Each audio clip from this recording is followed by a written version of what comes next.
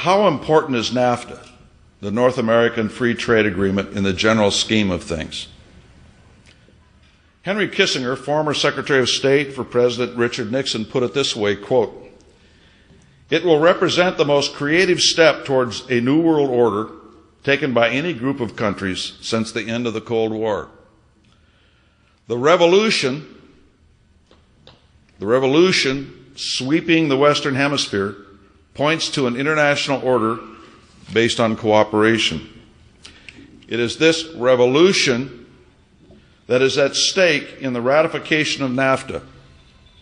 What Congress will have before it is not a conventional trade agreement, but the architecture of a new international system."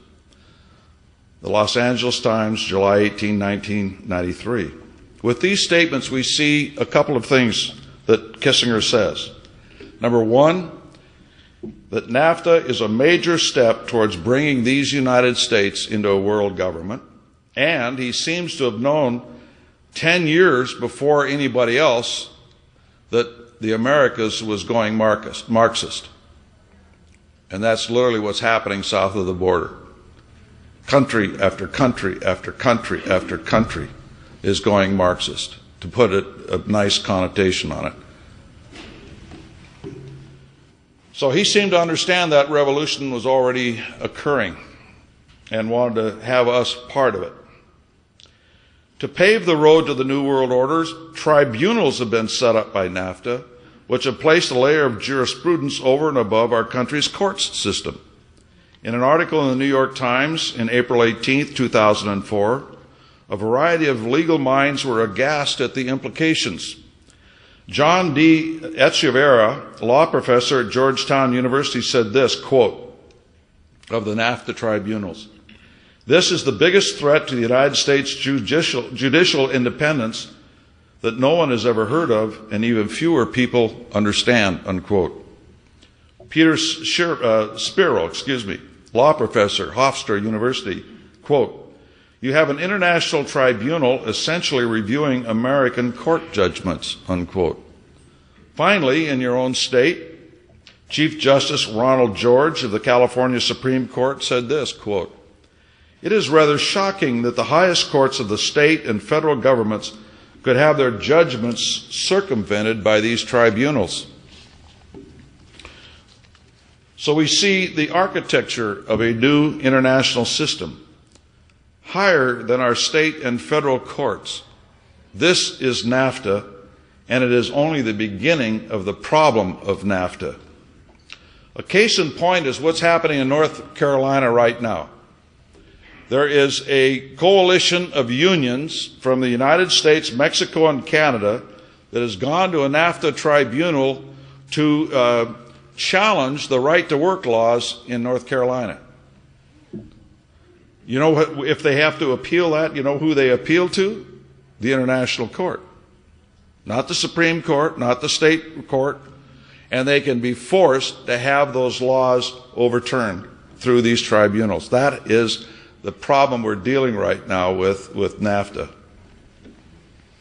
What we are witnessing in so many threats to our country are the effects of NAFTA. The Security and Prosperity Partnership, or North American Union. The NAFTA Free Trade Corridors are just two that come out of NAFTA. In addition, our free trade agreements such as CAFTA and the former FTAA are all founded on the grandfather of them all, NAFTA. Once both houses of Congress approved NAFTA, they gave NAFTA a blank check and a blank piece of paper to do whatever they wanted to do in the name of free trade. That's literally what's happening. You go and look at everything that's going forward at an international scale in the United States today, you will see NAFTA, NAFTA, NAFTA, NAFTA, the press releases, all the reports, everything else. It's all founded on NAFTA. This is a clue. What we have to do in order to stop these things is to withdraw from NAFTA.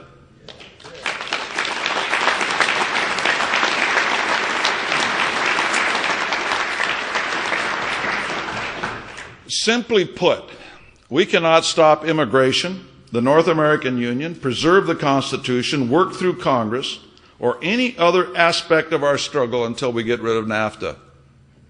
Because it's becoming the law of the land. It's already the law of the land. It's carte blanche law. And a lot of people don't realize that until you get in and look at all the documents that are carrying this internationalism forward in this country.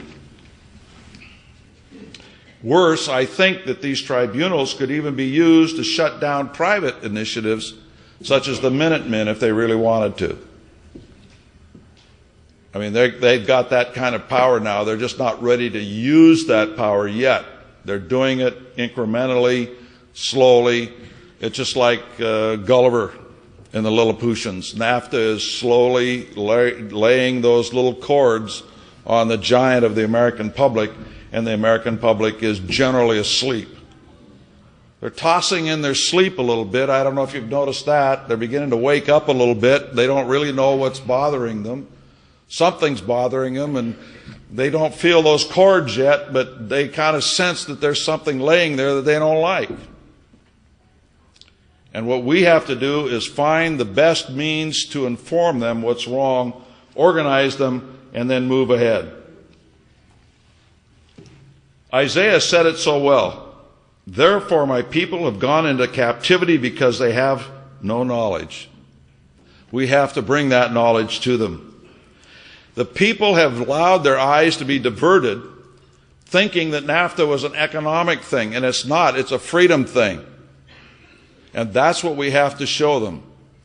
A slave is a slave is a slave, and a slave by any other name is still a slave.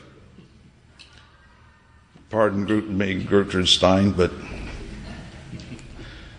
the thing is that a lot of people don't recognize that yet, and we're going to have to show that to them. That what we see in NAFTA is the strings of slavery. The bottom line is this. If we do not get rid of NAFTA, everything else we do will be for naught. We cannot stop the North American Union unless we get rid of NAFTA. Because if we could stop the North American Union, they could put a different name on it. They might not put a name on it at all, but keep the initiative going forward, slowly tightening the regulations, slowly merging medical services and steel regulations and all the transportation lanes and et cetera, et cetera, et cetera. So one day you wake up and realize we've merged and you didn't even know it. So we've got to get rid of NAFTA. How are we going to do it? We're going to do it the same way we've done it in the past.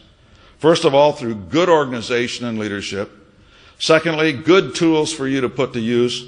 And three, the determination to get the job done. Now there's a fourth thing, actually, and that is we have to target the opinion molders. That does not mean we don't care about the man on the street. We do. He's the person we're trying to save. But the person who's going to stop NAFTA is our local official, the local Boy Scout leader, the local Kiwanian, the local member of the Chamber of Commerce, the local union leader, the local firefighter, those people that run the community. They are the people we are going to have to target.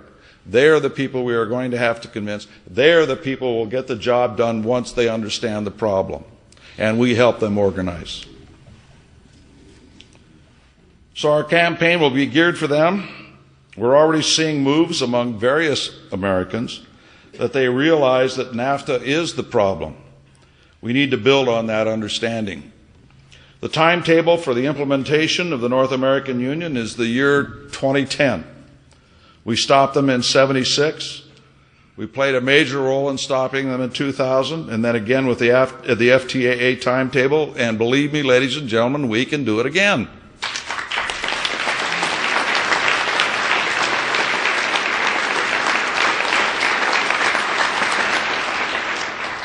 Believe me, there's nothing more paranoid than a crooked politician exposed.